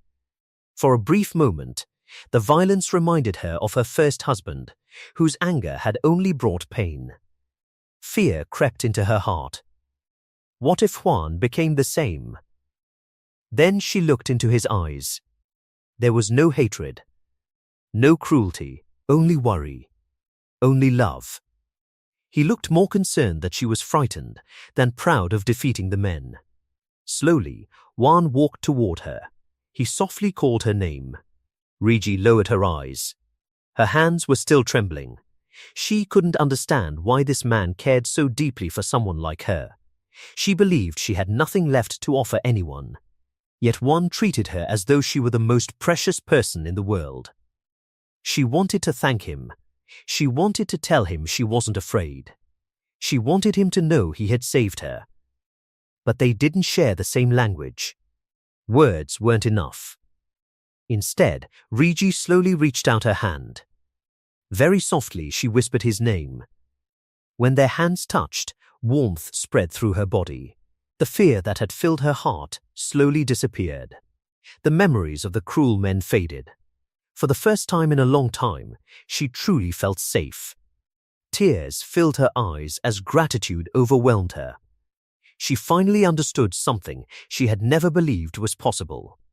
As long as Juan was beside her, she would never have to face the world alone again. For the first time in her life, she finally felt like she had found a real home. Slowly looked toward Rigi, who was still holding his hand tightly. In a gentle voice, he softly called her name. Rigi, the sound of his voice broke the last bit of strength she had left. Tears filled her eyes, and before she could stop herself, she stepped forward and wrapped both arms around him. She held him tightly, unable to hide her emotions any longer. Juan was surprised for a moment, but then he gently hugged her back. "Thank you," he said quietly. Those simple words confused Rigi even more. Why is he thanking me? She wondered. He's the one who saved me. If anyone should be grateful, it should be me. A short distance away, Dorothy watched everything in silence. Unlike Rigi, she wasn't relieved. She was terrified. Her face had turned pale, and her small body continued trembling. Even though the danger was over, the frightening images refused to leave her mind. Rigi soon noticed Dorothy standing alone. Dorothy. Without hesitation, she ran toward the little girl. Juan stayed where he was. He knew this was something only the two of them needed to share, so he quietly gave them space. When Rigi reached Dorothy, she knelt beside her. "Are you all right?" Before Dorothy could answer, Rigi noticed her whole body shaking. The little girl looked as if she might collapse at any moment. Inside Dorothy's mind, painful memories kept repeating. She remembered asking Juan for help. Then she remembered seeing his huge fists strike the attackers. The sight had frightened her more than she wanted to admit. It reminded her of something she had tried so hard to forget. She remembered her stepmother. She remembered Rigi after being beaten by her former husband. Their faces had been covered with dark bruises, swollen and broken. Those memories filled Dorothy with fear. What if that happens to me one day? The thought alone made tears roll down her cheeks. But another memory immediately followed. Don't cry. If you cry, you'll only get beaten more. Those cruel words had been repeated so many times during her childhood that they had become part of her heart. Even now, she tried to stop herself from crying. With a trembling voice, Dorothy finally spoke. I'm sorry." Rigi looked at her with confusion. "I hid under the bed instead of helping you." Fresh tears rolled down Dorothy's face. "I was scared. Please don't hate me. Please don't leave me alone like everyone else." She lowered her head, believing she had failed Rigi when she needed her most. But before she could say anything more, Rigi pulled her into a warm hug. "What are you saying?" She whispered gently. "When I looked under the bed earlier, I saw you." Dorothy looked up in surprise. "I pretended not to notice because I didn't want those men to find you." Rigi gently stroked Dorothy's hair. "You did nothing wrong. You were only trying to stay safe. There is nothing for you to apologize for." Dorothy stared at her with tear-filled eyes. "Really?" Rigi smiled warmly. "Of course. You were scared. Anyone would have been. But everything is all right now." She gently wiped Dorothy's tears away. "Papa is here." Dorothy blinked in confusion. "Papa? My father is already dead." The word didn't make sense to her. Rigi smiled kindly. "Do you know who Juan is?" Your husband," Dorothy answered quietly.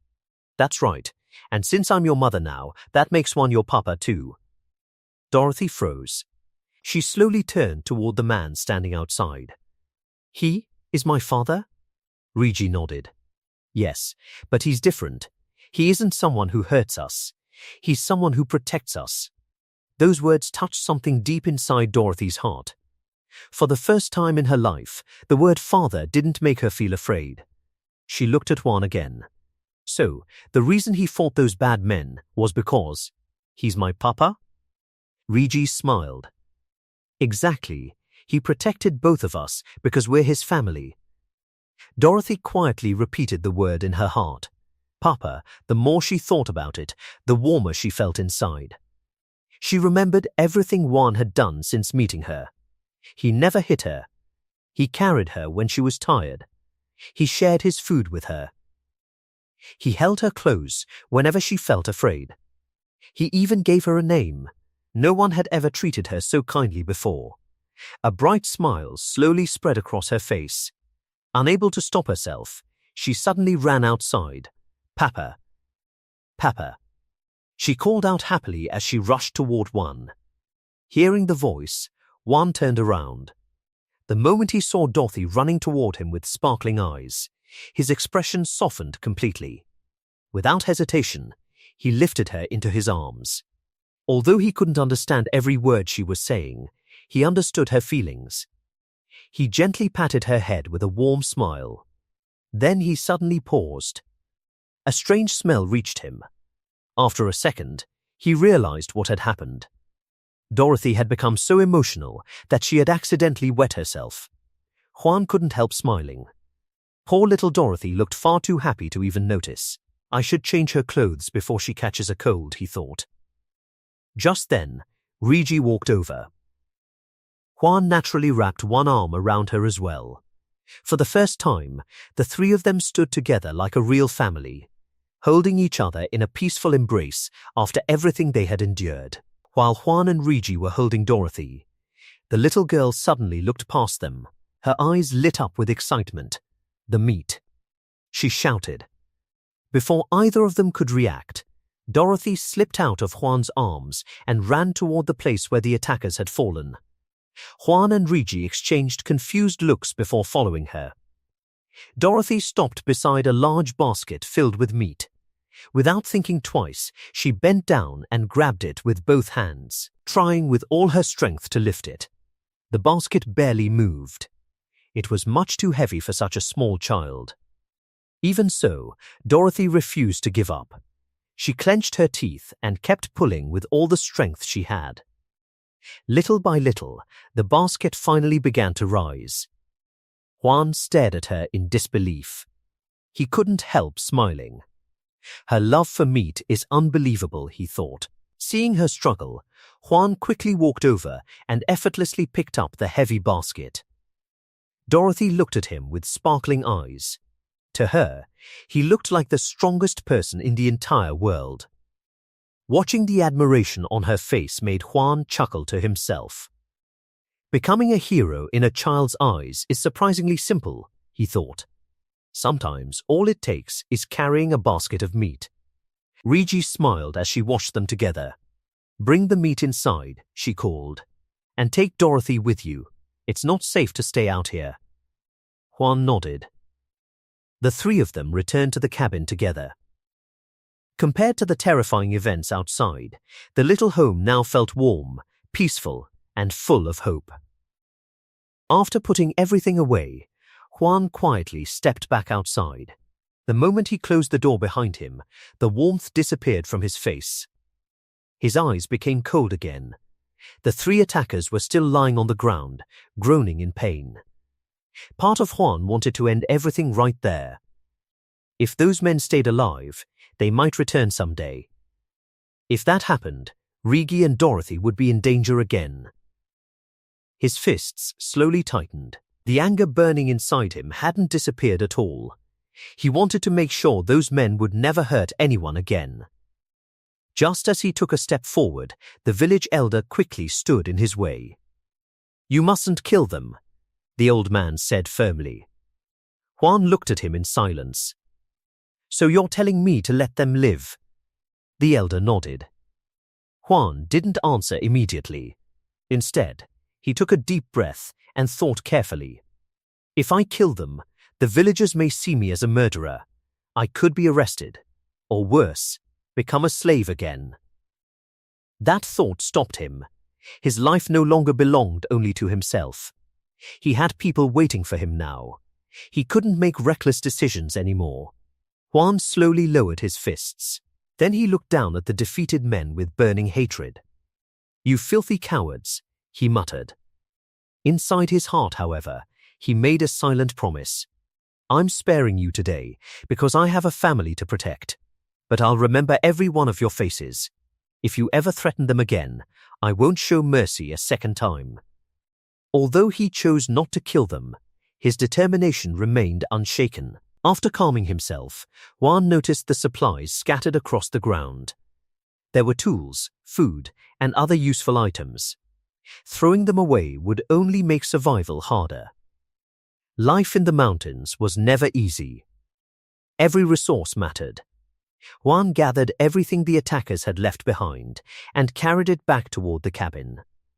As he walked, he glanced through the open doorway. Inside, Dorothy was happily talking to Rigi while proudly showing off the basket of meat. Their laughter filled the little cabin. For the first time since he had met them, both of them looked truly safe. The sight instantly melted away the remaining anger inside him. A gentle smile slowly appeared on his face. Not long ago, Juan had believed he was completely alone in the world. He had already experienced the pain of losing the people he loved. That emptiness had nearly destroyed him. Now, things were different. Without even realizing it, Rigi and Dorothy had become his family. They had given his life a new purpose. As Juan stepped back inside the cabin carrying the supplies, he looked at the two people waiting for him. Dorothy laughed happily as she proudly guarded the precious basket of meat, while Regi smiled with relief, knowing the nightmare had finally ended. Watching them together filled Juan's heart with quiet determination. He had already lost one family. He refused to let history repeat itself. No matter what dangers lay ahead, no matter how many enemies stood in his way, he would never allow anyone to hurt them again. From this day forward, Regi and Dorothy were no longer alone.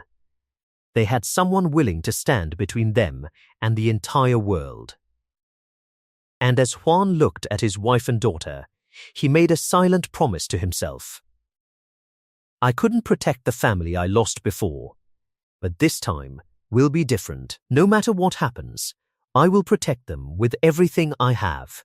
Juan carefully brushed Regi's hair away from her face as he examined the bruises left by the attack. His eyes were filled with worry. Every injury she carried reminded him that he had arrived too late. A heavy feeling settled in his heart. If only I knew healing magic, he thought. I could erase all of these wounds in an instant. The thought frustrated him. He hated feeling powerless when the people he cared about were suffering. Seeing the sadness in his eyes, Regi gently reached up and placed her hand on his cheek. She smiled softly, silently telling him that she was all right. Then she did something unexpected. Using both hands, she gently pulled the corners of his mouth upward, encouraging him to smile. Juan blinked in surprise. Her small gesture was simple, but it warmed his heart. Before he realized it, he was smiling again. Without saying a word, Juan carefully lifted Regi into his arms. She looked at him with wide, confused eyes. Embarrassed, Juan quickly explained, "The floor is cold. You shouldn't sit there." Regi couldn't help smiling at his awkward excuse. As Juan looked closer, however, he suddenly froze. The bruises on her face, they were disappearing. He stared in disbelief. Only moments ago, the marks had been clearly visible, but now they were fading right before his eyes. His heart began racing. Could it be? He remembered all the strange magical training he had been practicing recently. Did it finally work? Excitement quickly replaced his worry. I can use healing magic. Unable to hide his happiness, Juan grinned from ear to ear. Meanwhile, Regi simply stared at him, completely confused about why he had suddenly become so cheerful. The following morning, life in the village continued as usual. Not everyone, however, was happy about the mountain guardian. A woman angrily kicked a rooster wandering near her feet. "Has that idiot completely lost his mind?" she shouted. "He even gave my precious cloth to that mountain guardian." Standing beside her, the village chief remained calm. "Does it really upset you that much?" She turned toward him with an angry expression. "I saved that fabric for 10 years. There was no reason to hand it over." "I know," the chief replied. "But we didn't have much choice." His expression became serious. "If more people get injured or die, this year's harvest will be ruined." The woman crossed her arms. "So that's worth giving away something I've protected for a decade?" The village chief smiled quietly. "You only see today's loss. I'm looking at tomorrow's profit." His eyes narrowed as he remembered what he had witnessed the previous day. When Juan first arrived, he had several serious wounds from beast attacks. Yet only a short time later, those injuries had almost completely healed. The speed was impossible. At that moment, everything finally made sense. Gus was right, he muttered. The mountain guardian isn't an ordinary man. He's a healing mage. The realization made his heart race. Healing mages were incredibly rare. Even wealthy nobles desperately searched for people with such abilities. If the royal family discovered someone like Juan, they would pay an enormous fortune to obtain him. A greedy smile slowly spread across the chief's face. "This could change my life. I won't remain a simple village chief forever." Looking around to make sure nobody was listening, he lowered his voice. "Fortunately, these villagers know nothing about healing magic. If rumors spread, nobles or guilds will take him away before I have a chance to profit." After thinking for a moment, he nodded to himself. For now, only old Gus can know the truth. While Gus continued watching over the mountain guardian, the village chief planned to secretly search for influential nobles, willing to pay an enormous price for a healer as talented as Juan. After making his decision, the village chief turned to his wife. "Try to become friends with the mountain guardian's wife," he said. She frowned. "Why?" According to Gus, the guardian learns incredibly fast. He's smarter than he looks. The chief's expression grew cautious. "If we're careless, he could discover that we've been secretly taking some of the Lord's supplies. If that happens, we'll be the ones in trouble." A sly smile crossed his face. "Besides, everyone says he's deeply attached to his new wife. If you become close to her, we might be able to buy rabbit pelts from them much more cheaply." His wife thought for a moment before nodding. "Fine, there aren't many women in this village for me to spend time with anyway." After she walked away, the village chief stared into the fire. "We should also return some of the things we took from their cabin." He sighed quietly. "Compared to the mountain guardians we've had before, this one is completely different. If we make the wrong move now, he'll become a problem later." He tossed another piece of wood into the fire. Sometimes you have to sacrifice a little to gain something much greater. A few days later, peace had returned to Juan's cabin. Warm morning sunlight slipped through the wooden walls as Juan prepared to leave for another day of hunting. While getting ready, he looked over at Rigi. She was happily sorting through the gifts the village chief had sent earlier that morning. Bright pieces of cloth and useful supplies covered the table. A smile appeared on Juan's face. "She's so happy." He watched her carefully organize every item with childlike excitement. It made him laugh quietly. She wasn't even this excited when the bruises on her face disappeared. Seeing Rigi enjoy such simple things reminded Juan of something important. Happiness didn't always come from great achievements. Sometimes it came from the smallest blessings. Whenever he watched her smile, he felt his own worries disappear. "Rigi teaches me how to appreciate life," he thought. "That's one of the reasons I love her so much." To Juan, she had become more precious than anything else. She wasn't simply his wife anymore. She had become the center of his world. After gathering his hunting gear, Juan walked toward the door. "I'm leaving now," he said. As always, Rigi happily repeated his words in her own adorable way before waving goodbye. The two exchanged warm smiles, completely lost in their own little world. Only after several moments did Juan finally leave the cabin. Not long afterward, Juan met old Gus. Today's plan was simple. They were going rabbit hunting. But instead of feeling excited, Juan looked troubled. "Can I really kill a rabbit?" It wasn't hunting that bothered him. It was Dorothy. For some reason, every time he imagined a rabbit, Dorothy's face immediately appeared in his mind. Her innocent smile, her soft expression, even Rigi reminded him of a gentle little rabbit. Juan rubbed his forehead and sighed. "I'm supposed to be a hunter. Why am I becoming soft?" No matter how hard he tried, he couldn't shake the image from his mind. How am I supposed to kill something that reminds me of my own family? He let out another helpless sigh. "If we do find one, I hope it's the ugliest rabbit in the entire forest." As Juan and Gus walked deeper beneath the towering trees, the forest became quieter. The sunlight barely reached the ground. Everything felt strangely still. Then, something moved inside a thick patch of bushes. Juan stopped. Hidden within the shadows, two glowing crimson eyes slowly opened. Whatever was hiding there had been silently watching them all along, and it wasn't taking its eyes off them. Juan stepped outside the cabin and took a deep breath. The cool morning air felt refreshing, and the peaceful silence gave him a chance to relax before another busy day. He stretched his arms and looked around with satisfaction. "I've already carried the water and chopped enough firewood," he said to himself. "There's still some time before I leave."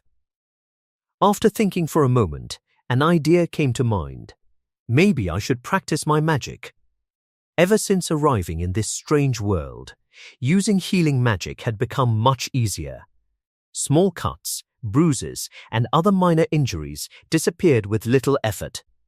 But there was one type of magic he still couldn't control: fire magic. He remembered the battle with the giant wolf. During that desperate fight, flames had appeared in his hand without warning. Ever since then, he had tried countless times to repeat it, but nothing had happened. Why did it only work that day? He wondered. Was it because my life was in danger? The theory made sense. Taking a slow breath, Juan closed his eyes and focused on the flow of magical energy inside his body. He tried to recreate the same feeling he had experienced during that life-or-death battle. Slowly, he raised one hand. Firestorm. Nothing happened. The morning remained completely silent. Not even the smallest spark appeared. Juan looked at his empty palm and sighed. I wasn't expecting a miracle anyway. Even so, he felt disappointed.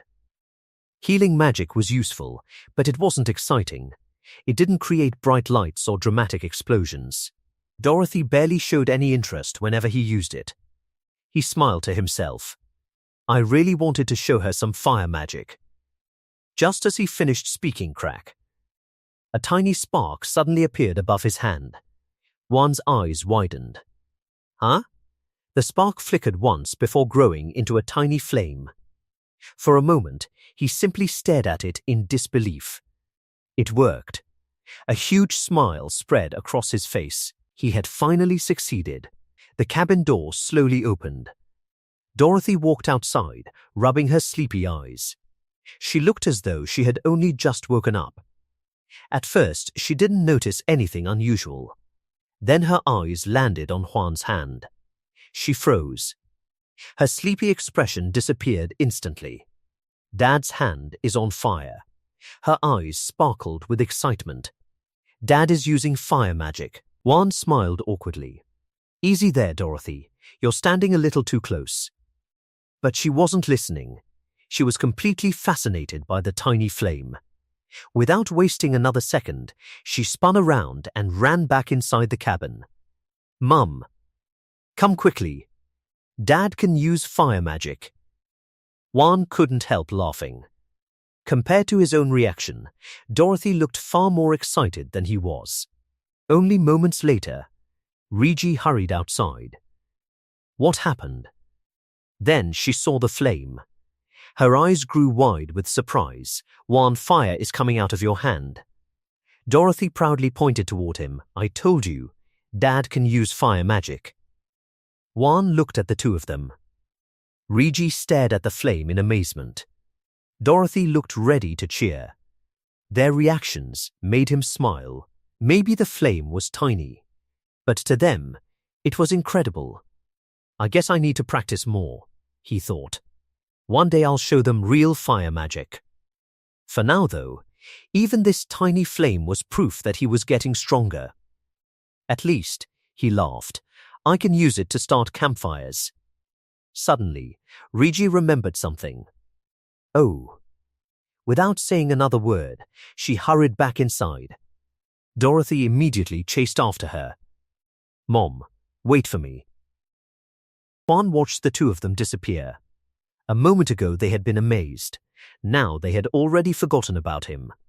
Standing alone, he looked at the tiny flame floating above his hand. I worked hard for this, he muttered. Then another problem occurred to him. Wait, how do I turn it off? He stared at the flame.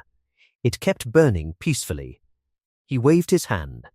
Nothing happened. He shook his arm several times. Still nothing. The little flame refused to disappear. Juan scratched his head.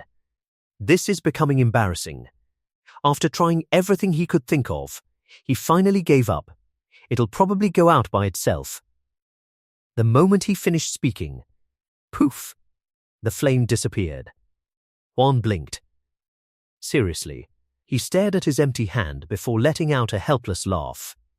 The magic in this world is definitely strange. Shaking his head, he walked back toward the cabin, completely unaware that the day ahead would become another important step in his journey. When Juan entered the cabin, he found Dorothy staring into a wooden bucket with a disappointed look on her face. He walked over and peeked inside. Only a few small pieces of meat remained. No wonder she looked so upset. Dorothy sighed deeply. "We don't have much meat left."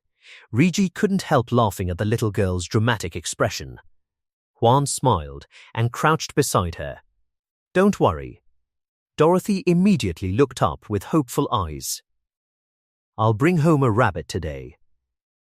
Her gloomy face instantly brightened. Before she could say anything else, a familiar voice called from outside. "Juan." Juan turned toward the doorway. Old Gus was waiting outside with his hunting gear already prepared. "So you're ready?" the old hunter asked. Juan grabbed his bow, arrows, and travel bag. "It's time." As he walked toward the door, Dorothy ran over to him. "Have a safe trip, Dad." Juan smiled warmly and gently patted her head. "Be a good girl while I'm gone." Rigi stepped closer. "You be careful too." Juan nodded before leaning forward and giving her a gentle kiss. Dorothy watched them carefully.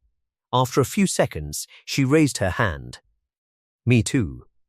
Juan laughed. "You want one as well?" She nodded seriously. Without hesitation, Juan crouched down and kissed her on the cheek. Dorothy immediately smiled with satisfaction, as though she had completed an important mission. Juan and old Gus headed deep into the mountains. The journey wasn't just a hunt. It was another lesson. As they walked, Gus pointed out useful plants, different kinds of trees, and animal tracks hidden across the forest floor. "That wood burns longer," he explained while pointing toward a large tree. A little farther ahead, he stopped beside several small droppings. "Rabbit tracks. They passed through here recently." Juan listened carefully. Everything around him was new. Every lesson increased his chances of surviving in this unfamiliar world. After walking for some time, Gus suddenly raised one hand. "Stop." Juan froze instantly. The old hunter silently pointed ahead. There, Juan carefully followed his finger. Standing in a grassy clearing was a rabbit. At least, it looked like one. Juan frowned. "This isn't the kind of rabbit I remember." The creature was much larger than any rabbit from Earth. It stood nearly waist-high and hopped with long, powerful legs, making it look more like a small kangaroo. Juan couldn't help smiling. So even rabbits are different in this world. Gus quietly nodded. "This is the perfect prey for your first hunt." Juan kept watching the animal. "It doesn't seem dangerous." "Exactly. Compared to the wolf you fought before, this creature can't fight back." The old hunter smiled as old memories returned. "I still remember my own first hunt." Then his expression became serious. He handed Juan the bow. "This one is yours. I'm only here to teach." Juan slowly nocked an arrow. Just before he aimed, Gus gave him one final instruction. "Shoot its leg first." Juan immediately looked confused. "The leg? If I do that, it won't die. It'll only suffer." Gus calmly nodded. "That's right." Juan remained silent. The answer made him uncomfortable. Gus looked toward the distant mountains. "Hunting isn't kind. First you learn to hit a still target. Then you learn to hit a moving one." He looked directly into Juan's eyes. "This isn't cruelty. It's survival. The mountains belong to no one. Today, luck may be on your side. Tomorrow, it may belong to the beast. If you want to return home alive, you must learn every lesson the mountains teach." Juan slowly tightened his grip on the bow. He finally understood. Old Gus wasn't teaching him how to kill. He was teaching him how to survive. At that very moment, the rabbit suddenly lifted its head. Its ears twitched. For a brief second, Juan was reminded of the day he first arrived in this strange world. He remembered the cage, the fear, the feeling of being completely powerless. Those memories flashed through his mind before disappearing again. He took a slow breath. I still know almost nothing about this world, but Gus is trying to keep me alive. Juan raised his bow. Everything around him became silent. The wind stopped. The leaves stood perfectly still. Even the sounds of birds disappeared. The rabbit remained completely unaware of the danger. Juan steadied his breathing. Then he released the string. The arrow shot forward like lightning, racing toward its target. For one brief moment, the entire forest seemed to hold its breath.